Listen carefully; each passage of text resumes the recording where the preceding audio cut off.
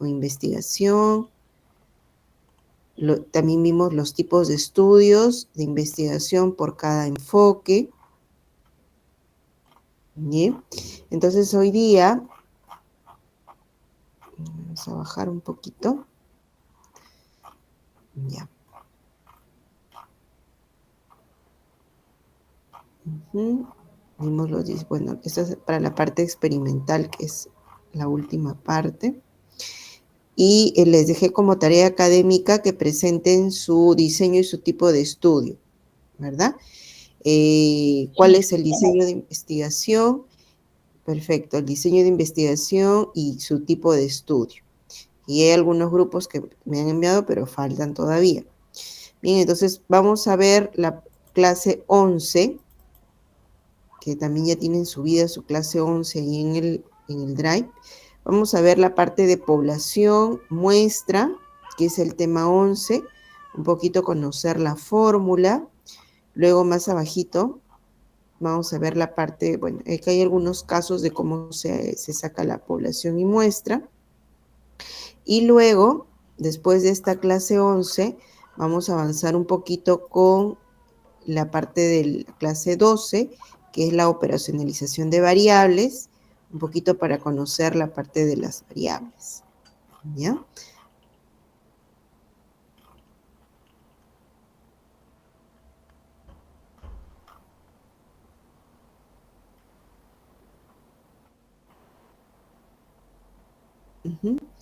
Bien, listo chicos.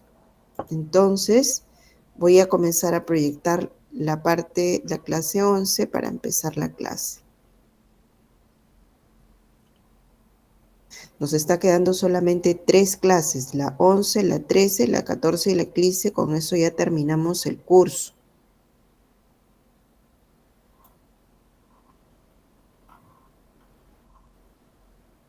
Bien, listo. Ahí me confirman si pueden ver mi pantalla. Lo agrando un poquito para que puedan ver.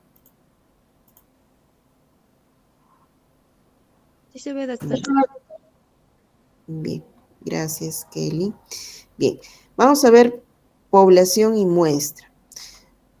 Bien, dentro de sus trabajos de investigación o dentro también de una tesis o también de un artículo científico, existe esta parte que nos habla de la población, muestra y muestreo. ¿Qué es una población? ¿Qué es una muestra? ¿Y qué es un muestreo? ¿No? Ambos términos son diferentes, pero son muy importantes para poder tener claro estas definiciones al momento de considerar y poder aplicar los instrumentos que van a ser la base para poder recolectar la información en el trabajo de investigación.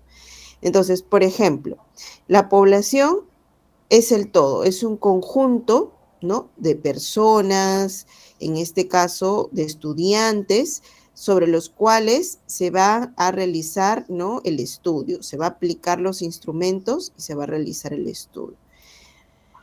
Voy a grabar la sesión porque estoy olvidando de hacer la grabación, chicos. A ver, un segundito. De 2 millones en el distrito de Ate. De esa población de 2 millones, yo voy a tomar una muestra, ¿no? Una muestra aleatoria y voy a trabajar con los pacientes o los consumidores de la botica botica y salud de Salamanca, del distrito de la urbanización Salamanca de Ate. Y entonces estoy tomando una muestra representativa de las boticas que existen en Ate y voy a tomar esta muestra para poder, de mi población total, para poder tomar, ¿no?, y aplicar mis instrumentos y realizar mi estudio. Pero para poder elegir esta muestra existe una metodología. No es que bueno, decido así simplemente obtener esta muestra o decido que solamente voy a escoger a los pacientes de esta botica o de este hospital. Entonces, para poder seleccionar la muestra hay 2 tipos de muestreo, ¿no? Para que ustedes vayan conociendo, y lo van a ver seguro en el curso de tesis, existen dos tipos de muestreo. Uno es el muestreo probabilístico y el otro es el muestreo no probabilístico. Que este tipo de muestreo es la metodología que nos ayuda a seleccionar con precisión. O sea, quiere decir de que si yo aplico estos muestreos, voy a decir que la muestra seleccionada es una muestra escogida al azar, ¿no? Que sí, ahí está. El método probabilístico es un método aleatorio. ¿Aleatorio por qué? Porque es un aleatorio, o sea, se escoge una muestra de un total. Y además es sistemático. ¿Sistemático por qué? Porque voy a aplicar una metodología ordenada, ¿no? Y procedimentada que ya está establecida. Eh, Además, estos muestreos probabilísticos pueden utilizarse por conglomerados, que son por grupos, ¿no? Por varios grupos, subgrupos, o puede ser estratificado, que solamente voy a trabajar con un grupo, ¿no?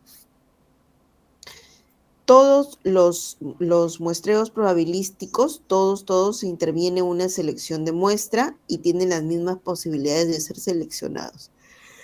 Es decir, que la ventaja que me da mi muestreo probabilístico es seleccionar una muestra que puede ser aleatoria simple, sistemática, utilizando una fórmula, pero siempre voy a seleccionar una muestra. Bien, hasta ahí tenemos el muestreo probabilístico como definición. Ahora, el muestreo no probabilístico. El muestreo no probabilístico, como su mismo nombre lo dice, no es un muestreo pues sistemático, sino es intencionado, es accidental y es por partes, por cuotas, como le llaman.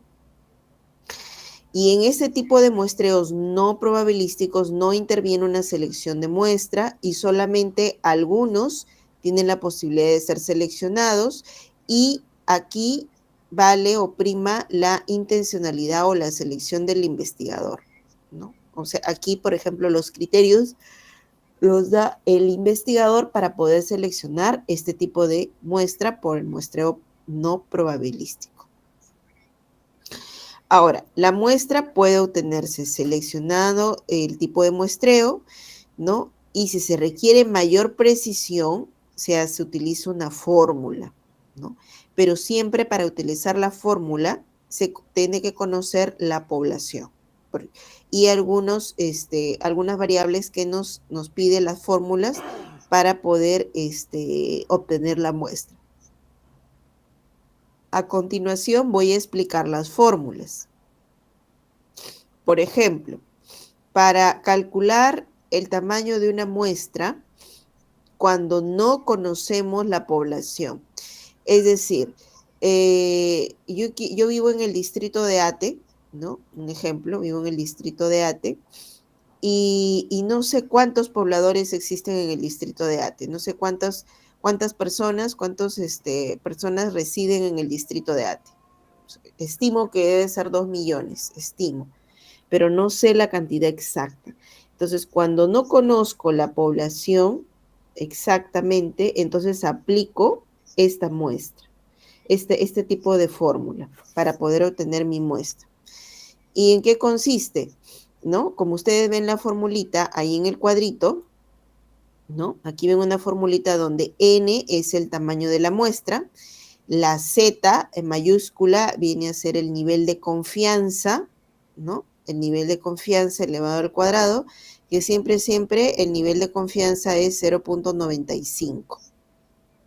Ese dato ya lo tengo. Luego tengo el p-valor, que es la probabilidad de éxito, ¿no? La probabilidad de éxito siempre es 1, ¿no? Y o proporción esperada. Luego tengo la probabilidad de fracaso, que es Q, ¿no? Que también tiene un valor, la probabilidad de fracaso.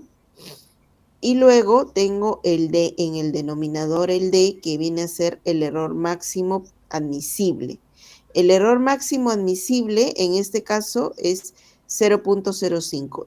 Siempre mi probabilidad va a ser 0.95, entonces mi error va a ser 0.05. ¿Ya? Entonces eso lo elevo al cuadrado. Bien. Ahora, cuando conozco la población, esa es otra fórmula. Cuando yo conozco el tamaño de la población. Entonces, por ejemplo, yo sé que en el distrito de Ate hay 2 millones, exactamente lo sé, ese dato lo tengo. Entonces, si ya conozco mi población, entonces aplico esta fórmula para determinar el tamaño de la muestra. Entonces, ahí lo que tienen que hacer simplemente es aplicar donde n mayúscula, en la fórmula, como ven aquí, el n mayúscula viene a ser el tamaño de la población. O sea, en el ejemplo que les di, los 2 millones. ¿Ok? Los 2 millones. Bien. Ahora, un poquito para poder explicar estos términos nuevos que de repente son para ustedes sobre la confianza, el nivel de confianza, la precisión, el error máximo admisible, vamos a conocer ahorita a continuación estos conceptos. La confianza o nivel de significancia o significación, que también se llama. ¿Qué cosa es? ¿No? ¿Qué cosa es? Aquí vamos a ver. La significación o nivel de confianza es la probabilidad de que un evento ocurra y oscila siempre entre 0 o 1. En nuestro caso es siempre 0.95, ¿no? Como les decía, 0.95. Mientras que el valor de la significación se acerque más a 0, entonces ya no hay certeza, ya invalida pues mi nivel de significación, es muy bajito. Entonces, siempre tiene que ser un nivel de significación alto. Por eso es que en las tesis se utiliza el nivel de significación de 0.95 o 0.99, ¿no? Si ustedes han revisado alguna vez alguna tesis, entonces, perdón, siempre se va a utilizar un nivel de significación o confianza, le llaman, de 0.95. ¿Y qué cosa es esto? ¿No? Para poder entender un poco mejor. Es una probabilidad. Como toda probabilidad, cuando nosotros lanzamos, tenemos una moneda de un sol y lanzamos la moneda, ¿no? Decimos, ah, ya, quiero lanzar la moneda. ¿Qué probabilidad hay que salga el escudo o qué probabilidad hay que salga el loguito de un sol, ¿no? Entonces siempre existe la probabilidad de que salga una o salga la otra cara y la probabilidad es siempre el 50%, ¿no? Que nos salga una cara o de la otra cara de la moneda. Entonces, a eso nos referimos con la probabilidad. Para el caso de una investigación, la significancia o probabilidad siempre tiene que ser elevada, chicos. O sea, siempre tiene que ser 0.95 y si es mucho mejor 0.99 para que nos pueda dar una seguridad y confianza al estudio, ¿no? Para poder seleccionar la muestra. Entonces, eso sí ténganlo claro, por favor. Ahora, en el caso, por ejemplo, de un trabajo de investigación en el cual existe pues una hipótesis y queremos probar esa hipótesis, entonces tenemos que evaluar qué tan elevada o qué tan alta es nuestro nivel de significancia, ¿no? Entonces, por eso es importante que en todo trabajo de investigación el investigador tenga que utilizar un nivel de significancia elevado, ¿no? Para que me pueda dar una mayor confianza, ¿no? De que la muestra, ¿no? Es confiable. Además que si nosotros sometemos estos valores, estos resultados a una estadística, ¿no? Para poder contrastar nuestra hipótesis a una estadística inferencial. Y tenemos que verificar mediante una metodología que se llama la distribución muestral, ¿no? Y esa metodología es para poder nosotros decir que nuestros datos de nuestra muestra que vamos a procesar, ¿no? Tienen una distribución normal, una distribución normal. Entonces se aplica ahí una metodología que es la metodología de Smirnov, que es un método estadístico para poder determinar si mis resultados que yo he obtenido al aplicar mis instrumentos, ¿no? Tienen o cuentan con una distribución normal, la cual me va a permitir que cuando yo someta o cuando yo ingrese esos datos al SPSS o a la herramienta estadística donde voy a obtener los resultados de estadística, ¿no? Estos puedan ser también confiables, ¿no? Por eso es que es otro elemento importante de la significancia, y aquí quiero llegar, es que se tiene que medir la distribución muestral de los resultados, ¿no? Recolectados. Bien, ahora, si esta distribución no es normal, entonces, si no es normal, ahí tenemos, si no es normal, no tiene por qué Doctora, preocupar. buenas noches. Sí, buenas noches. ¿Me escucha? Doctora, sí, buenas noches. Disculpe, doctora, había pasado lista y recién me conecto porque mi señal estaba fallando. Ya, ok, no te preocupes, Milagros. Después me avisas para no cortar, por favor, la clase. ¿Ya? Ya, doctora, disculpe, gracias. Bien, listo. Continuamos entonces. Les estaba comentando sobre el tema de la distribución. Ya. Si en caso al aplicar esta metodología de distribución a sus resultados les sale que no es normal, que no tienen una distribución normal, no se preocupen, hay otra metodología para poder trabajar la parte estadística cuando los resultados no tienen una distribución normal, ¿no? Ese es otro tipo de metodología estadística. Bien, entonces ya para resumir un poquito, chicos, y no ampliarnos, si la significancia es alta, ¿estamos bien o estamos mal? A ver, ¿quién me dice que está atento Estamos a la bien, clase? estamos bien. Estamos bien Bien, porque debe llegar a un promedio de 95%. muy bien, chicos. Me hizo una pregunta. Por Sí, ejemplo, ahí está, he demorado bastante en esa parte. Por ejemplo, ¿qué pasa? Por ejemplo, la población ahí no probabilístico, en la cual yo conozco la cantidad de mis compañeros, que es 60, no se podía aplicar ahí la fórmula, Miss, porque me respondieron los 60 compañeros en la encuesta y son 60. Para la población un corto, el no probabilístico no se aplica, ¿no? ¿O sí? sí, cuando es no probabilístico, como lo decía acá arriba en la teoría, es intencional y depende de la selección del investigador. Entonces tú puedes optar por trabajar con el total de tu población, ya no hay una muestra, ¿no? Entonces ahí sí, si tienes 60 alumnos, con los 60 alumnos trabajas. Pero ya cuando aplicamos la parte probabilística, pues hablamos pues de poblaciones muy amplias, ¿no? De repente los estudiantes de toda la universidad. Entonces, y quieres solamente trabajar con una muestra, pues ahí sí aplicas tu fórmula, ¿no? Para poder tener una Ah, muestra. ya, entonces, ya lo entendí ahora sí. Gracias, Luis. Bien. Pero siempre, Efraín, ten en cuenta que tienes que mencionar ahí cuando en el punto donde te toque la población y muestreo, tienes que mencionar qué método estás usando, porque si no, no vamos a saber identificar si estás seleccionando al azar o te faltó calcular con la fórmula. Ese es un Sí, punto importante. justo le he copiado la fórmula de cuando la población, conozco la cantidad de población. Entonces, Ujú. bueno, como somos 60 compañeros y ya pues el nivel de confianza y toda la probabilidad y todo eso, y el muestreo que me tiene que arrojar, todo eso sí lo he plasmado en el trabajo. Ya, muy bien, Efraín.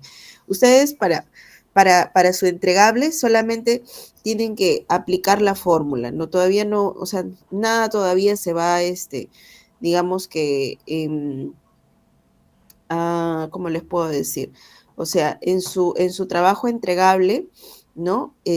Vamos a presentar resultados de pronto, básicos, ¿no?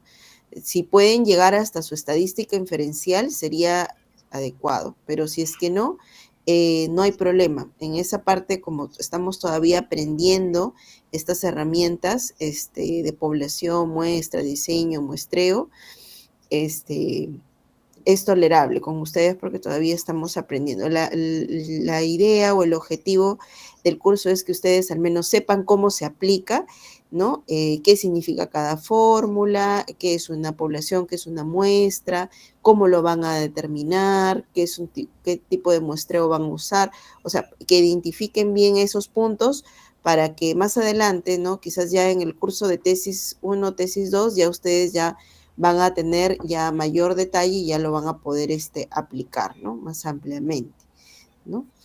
Entonces es súper importante que, como la parte de metodología, conozcan estos parámetros de la investigación, chicos. Bien. Entonces, vamos a seguir. Por acá tengo unos casitos, ¿no? Cómo se determina, por ejemplo, los niveles de confianza o significancia, ¿no? Por ejemplo, cuando el nivel de significancia de 0.05, el cual implica que el investigador tiene 95% de seguridad para generalizar y sin equivocarse, y solo el 5% en contra, ¿no? En términos de probabilidad, el 0.95 y el 0.5 respectivamente, ambos suman la unidad y ese nivel es el más común utilizado, por ejemplo, en las carreras de ciencias sociales. ¿Ya? En lo que es, por ejemplo, las carreras de ciencias sociales, ellos utilizan el 95%, ¿no? De confianza y el nivel de significancia de 0.05 y 0.95, ¿no?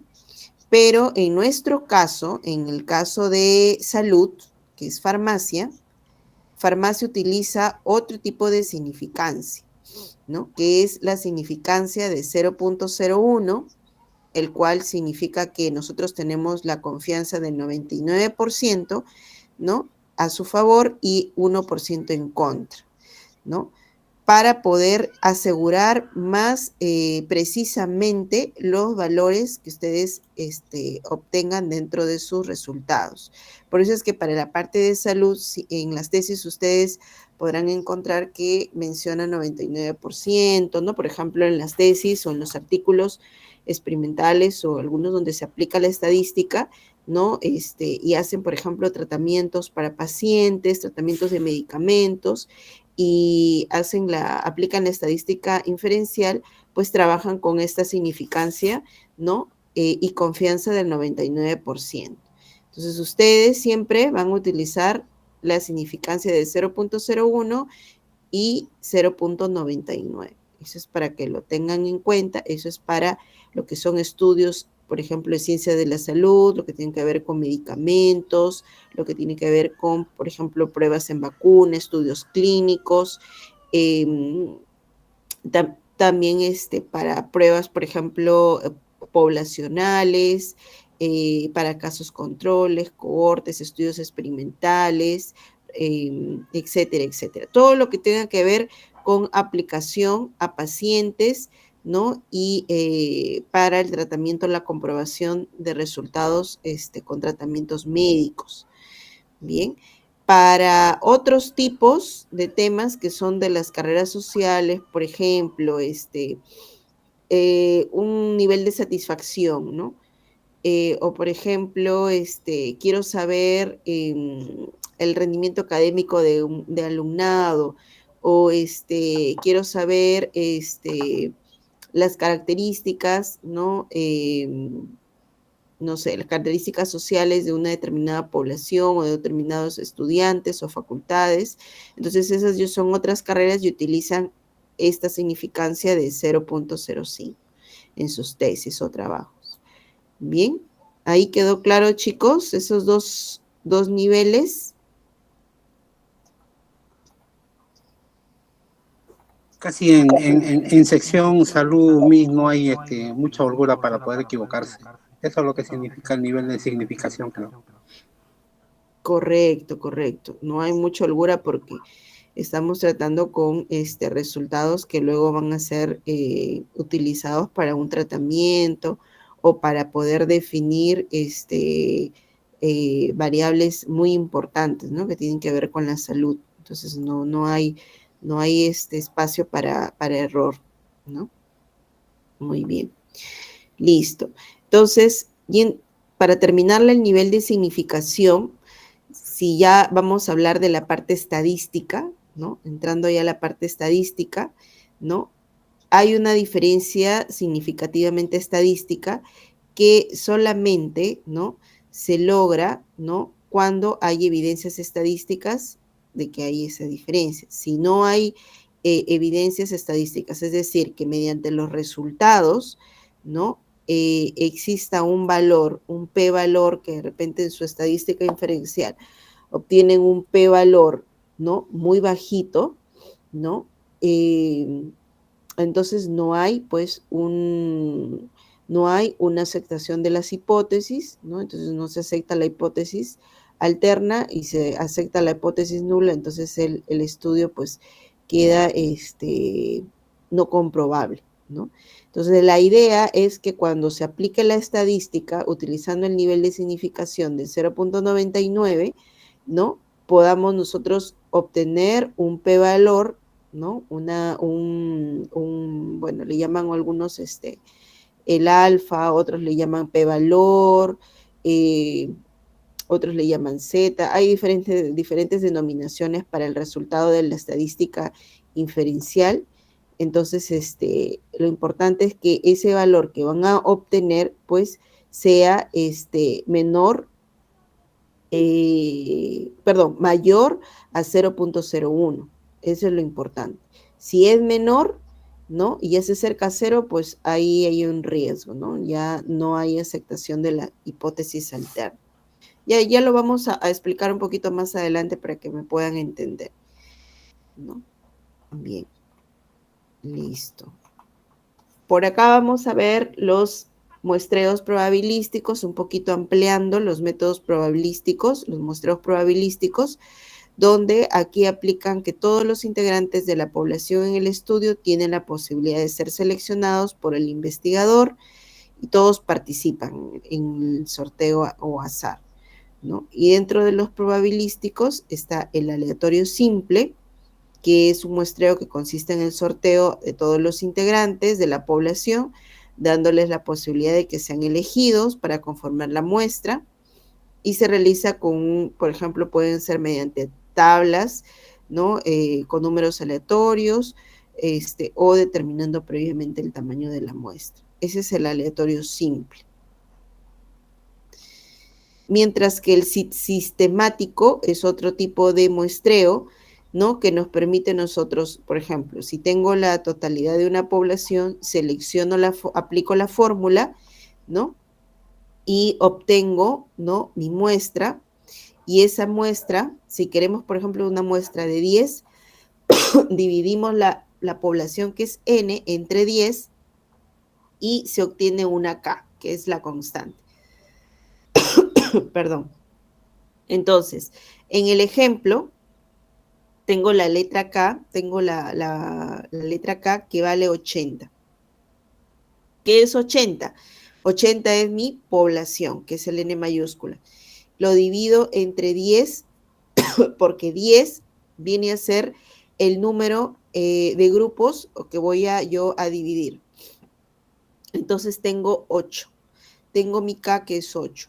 Entonces, yo voy eligiendo el primer número de armo mi tablita y voy eligiendo el primer número, ¿no? De mi tabla, y voy seleccionando a mi muestra, ¿no? Digo, ya, empiezo con el, no sé, el número 1, ya, selecciono el número 1. Luego cuento de 8 en 8. El número 8, de ahí más 8, el número 16, más 8, el número 24, y así. Voy seleccionando ese intervalo, porque acá viene a ser mi intervalo, para poder seleccionar, ¿no? El número de las personas que voy a utilizar como muestra, ¿no? Entonces, ustedes en este caso, le llamamos sistemático porque se hacen una tablita, ¿no? Generalmente es para muestras, pues, que son bien pequeñas, ¿no? Por ejemplo, que son máximo 100, ¿no? Máximo. Entonces, por ejemplo, en los estudiantes que su compañero Efraín mencionó 60. Hay 60 estudiantes en el salón. Entonces, yo puedo aplicar también mi muestreo probabilístico sistemático a esos 60, si quiero. Entonces, ¿qué hago? Aplico este método sistemático y puedo decir 60 entre 5, ya, si le queremos llamar, 5 que sea mi intervalo. Entonces voy dividiendo 60, ya, de 2 en 2. Entonces escojo al alumno número 1, luego escojo al alumno número 12, luego el alumno número 24 y así. Voy armando mi tablita, ya, ¿quién es el número 1? ¿Quién es el número 12? ¿Quién es? Ya, y a esos alumnos solamente con ellos trabajo, ¿no? Aplico mi instrumento, ¿no? Entonces, de esa manera puedo aplicar mi método sistemático para el muestreo probabilístico. No sé si quedó claro este ejemplo. Miss, en su próxima clase, de repente podemos presentar que, por ejemplo, que hemos hecho una encuesta y nos puede ir guiando cómo podemos ir llenando de repente la tabla se puede trabajar con la fórmula. ¿Puede ser? Claro, sí, si gustan, ahora mismo hacemos un espacio y para hacer como una práctica y ahí vamos desarrollando sus métodos de muestreo con la población que tienen, ¿no? Sí, yo creo que sí, para que quede mejor entendible, ¿no? Para que puedan entender mejor. Este es un poquito tediosito el tema de las fórmulas, pero sí, es necesario. Bien, después también tenemos otros tipos de muestreos probabilísticos, que es el por grupo, racimos o conglomerados, ¿no? También tenemos el estratificado, que es otro tipo de muestreo, por ejemplo, el de grupos, racimos o conglomerados, que tiene estas tres terminologías, es un muestreo, ¿no? Que todos los integrantes de la población tienen la probabilidad de ser seleccionados al azar, ¿no? Aquí, por ejemplo, el investigador desea realizar un estudio, ¿no? Haciendo una diferenciación de relación de variables, ¿no? Según sexo. Entonces, tiene una población, ¿no? De 50 varones y 50 mujeres, ¿no? Entonces, para un tamaño de muestra de 100 alumnos. Entonces, selecciona al azar la población 50 varones y 50 mujeres, ya, para poder tener este conglomerado por sexo.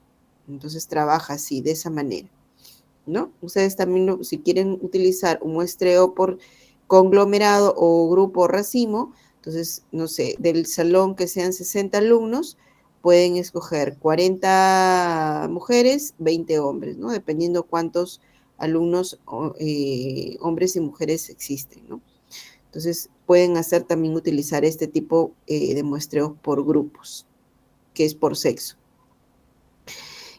También hay otros tipos que son por edad también, hay por edad, por sexo, otros, por ejemplo, puede ser por ciclo o por año de estudio, ¿no? Entonces, eso va a depender también mucho de las variables y del tipo de estudio o población que van a trabajar, ¿no? Para poder hacer este muestreo por grupos. Bien, ahora, hay otro tipo de muestreo que es el estratificado, que es un muestreo en el cual todos los integrantes de la población pueden ser seleccionados. En este caso, el investigador, o sea, ustedes seleccionan al azar y los clasifican por niveles, ¿no? Por ejemplo, ya, tengo 60 alumnos, ya, de esos 60 alumnos, ¿no? Voy a trabajar con 40 alumnos, un ejemplo. Entonces decido trabajar con 40 alumnos, pero de esos 40 alumnos, ya 10 viven en la zona norte de Lima, otros 10 viven en el sur de Lima, otros 10 viven en el centro de Lima. Entonces lo lo separo por niveles, ¿no? Por niveles, que en este caso es zonas donde viven, ¿no? Zonas de ubicación, ¿no? O también puedo hacer lo siguiente, también puedo tener un nivel, no sé, tengo 60 alumnos y de los 60 alumnos, 10 alumnos, por ejemplo, tienen o cuentan con, a ver, ¿cómo les puedo decir? Cuentan con una categoría de 3 créditos, un ejemplo. Otros 10 alumnos tienen categoría de 5 créditos. Otros 10 alumnos, 6 créditos, ¿no? Entonces, lo categorizo por también tipos o números de créditos. También puedo hacer eso. Entonces, a eso se le llama los muestreos estratificados, porque siempre voy a dividir o voy a seleccionar mi muestra, ¿no? Por categorías o niveles. Bien. Listo. Pasamos ahora a los muestreos no probabilísticos. Bien. Dentro de los muestreos no probabilísticos, todos los sujetos, todas las personas de la población tienen la misma oportunidad de ser seleccionados, todos, para poder conformar la muestra. Y ello responde muchas veces al interés y a la intencionalidad que tiene el investigador. Por eso su compañero Efraín nos mencionaba, ¿no? Yo quiero seleccionar todo, ya, entonces todo porque él quiere trabajar de manera intencional con toda la muestra, con toda la población. No hay problema, se puede hacer, pero dentro del muestreo tiene que mencionar, ¿no?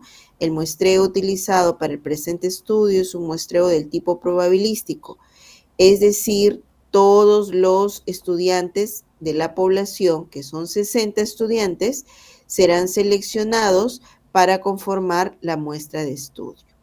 Listo. Nada más, se acabó. Y ahí ya con eso queda claro el muestreo que ha elegido para su estudio. Pero dentro de los muestreos no probabilísticos existen muestreos intencionados, se le llama el muestreo intencionado. Tenemos el muestreo accidental y el muestreo por cuotas. Bien. Entonces, en el muestreo intencionado, ¿qué quiere decir el muestreo intencionado? Está referido a aquel tipo de muestreo en el cual el investigador elige premeditadamente, ¿no? O sea, ya, yo digo, yo elijo premeditadamente, ¿no? Los puntos de muestreo, ¿no? Porque decido que sea así, ¿no? Elijo, ya, voy a coger de los 60 alumnos, por ejemplo, de 100 alumnos del 7º ciclo, voy a seleccionar 60. Ya, listo, 60 alumnos. ¿Por qué voy a hacer? Porque de repente esos 60 alumnos pues llevan el curso de farmacia clínica o no sé, el curso de metodología y quiero trabajar porque mi variable que voy a hacer, voy a aplicar, mi instrumento que voy a aplicar, va a tener mucho más significancia, mucho más impacto a trabajar con estos alumnos que llevan al curso de farmacia clínica. Listo, ya está. Entonces, hay un motivo, por eso se le llama intencionado. Entonces, igual, cuando ustedes redacten el muestreo, tienen que colocar ahí, ¿no? El muestreo es no probabilístico, por tal, ya les mencioné, pero se decide hacerlo intencionado porque se elegirá premeditadamente, ¿no? Los puntos de muestreo o los puntos de muestreo para los alumnos seleccionados de acuerdo al interés de la investigación, ¿no? Y a la aplicación de los instrumentos. Listo, ya está. Entonces, ahí ya lo mencionan, ¿no? Mencionan el tipo de muestreo no probabilístico intencional, ¿no? Aquí hay un ejemplo, ¿no? Un ejemplo de un intencionado. Si se desea probar la relación entre la presencia de tuberculosis y los hábitos alimenticios, ¿no? Son dos variables. Presencia de TBC y hábitos alimenticios según el nivel socioeconómico de la población. Listo. Entonces, como yo tengo estas dos variables, ¿no? Que son los hábitos alimenticios según el nivel económico y la presencia de TBC, entonces yo digo, me voy al asentamiento humano, no sé, de Villa María del Triunfo, y ahí, elijo trabajar con el asentamiento humano Virgen de la Puerta, ¿no? Un ejemplo, y dentro de ese asentamiento humano, pues habitan 100 personas, 100 familias. Entonces, de esas 100 familias, yo quiero aplicar y ver cómo son sus hábitos alimenticios, ¿no? Cómo son sus hábitos alimenticios y de repente quiero hacer un estudio para ver si presentan neumonía o si los niños, por ejemplo, presentan anemia, un ejemplo, anemia. Entonces, y quiero ver cómo son sus hábitos alimenticios según el nivel, pues, socioeconómico, que debe ser muy, muy bajo en esas zonas. Entonces, yo visito ese asentamiento humano y voy a encontrar que hay mucha incidencia, o sea que sí, realmente hay muchos niños con anemia. Entonces, sí, voy a aplicar este muestreo no probabilístico intencionado porque deseo hacer mi estudio con todos los niños de este asentamiento humano para poder comprobar cómo van sus hábitos alimenticios. Entonces deseo trabajar con toda esa cantidad de niños, ¿no? Dentro del asentamiento humano. Listo, ya está. Entonces, es intencionado, sí, porque busco un objetivo, que es corroborar, ¿no? El estado de anemia en estos niños, ¿no? De acuerdo a sus hábitos alimenticios. Bien. Listo. Entonces, ese es como parte del intencionado. Ahora tenemos el accidental. El accidental es un tipo de muestreo en la cual el investigador no selecciona, o sea, aquí no se preocupa por seleccionar puntos de muestreo, sino más bien quiere completar su muestra, sin importar ningún criterio, ¿no? Por ejemplo, si deseo hacer una encuesta sobre programas de salud, ¿no? Simplemente elijo un lugar, allá, deseo trabajar con la posta médica, ¿no? De Villa María del Triunfo, o con el Hospital de la Solidaridad de Villa María del Triunfo, y quiero ver en ese hospital cómo está, quiero hacer una encuesta de cómo están activos los programas de salud, ¿no? Ya, entonces como quiero ver esto, entonces allá no hay problema. Selecciono a todos los pacientes que acuden al Hospital de la Solidaridad y aplico la encuesta aleatoriamente, ¿no? Aplico ahí, no sé, ese día que voy, aplico mi encuesta a todos los pacientes que llegan, ¿no? Por emergencia. Listo, ya está. Entonces, no sé, yo no sé cuántos pacientes hay, entonces yo los selecciono de manera accidental. Conforme van llegando al centro médico, los voy encuestando. Entonces, al final voy a tener una cantidad de encuestas por pacientes, ¿no? Encuestados. Entonces, esa va a ser mi muestra, va a ser mi cantidad deseada, mi total deseado, ¿no? A los que he entrevistado.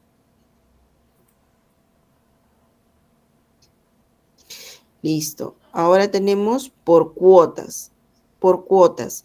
¿Cómo es por cuotas? Si he visto, por ejemplo, que hemos tenido, no, que ustedes, por ejemplo, deseen hacer una investigación en la cual toman como puntos de muestreo sin utilizar aleatoriedad y tampoco quieren comprobar algún tipo de programa en específico o alguna variable en específico.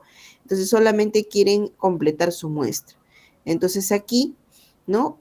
Utilizan categorías que puede ser por sexo, por edades, y simplemente completan su muestra, ¿no? Completo, yo quiero trabajar con 80 pacientes, entonces sin importar ninguna selección, ninguna categoría, yo obtengo nada más mi muestra que sea por sexo o por edad. Listo. Entonces, completo mi muestra de esta manera, por estas categorías. Listo, chicos. Entonces, hasta ahí hemos visto la parte de población, muestra y muestreos. Bien, entonces aquí ya les voy a dejar un espacio. Vamos a tener un espacio para que puedan ustedes ir revisando de sus propios entregables, de sus propios temas de investigación, vayan aplicando qué método muestreo van a realizar.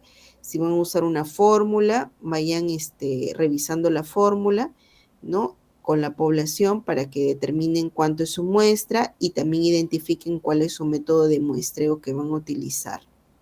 Y bueno, aquí hay algunos casos que les he traído para que puedan revisar.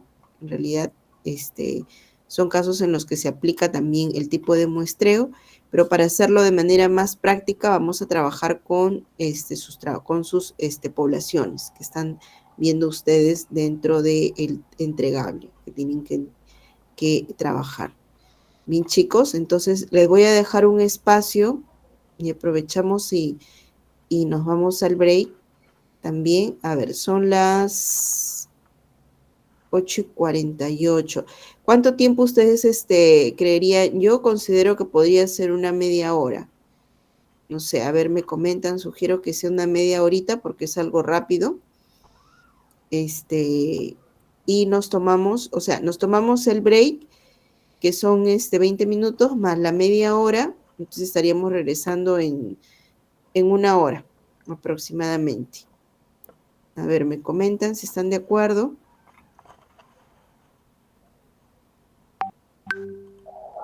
Sí, Miss. Sí, Miss, está bien. Ya. Ok, Sí, Miss, está entonces, bien, gracias.